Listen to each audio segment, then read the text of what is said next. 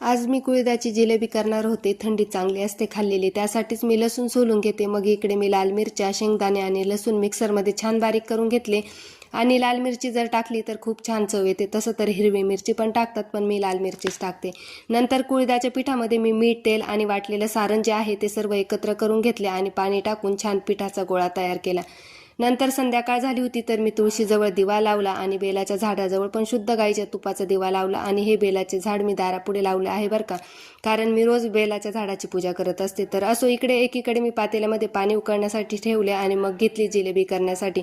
आणि मी ही जिलेबी हातावरच करत असते, कारण हातावर केले की ते मऊ येतात आणि खायला पण मऊसर लागतात. आणि सगळे करून झाल्यावर पाण्याला पण उकळी आली होती, तर लगेच पाण्यात सोडून दिले.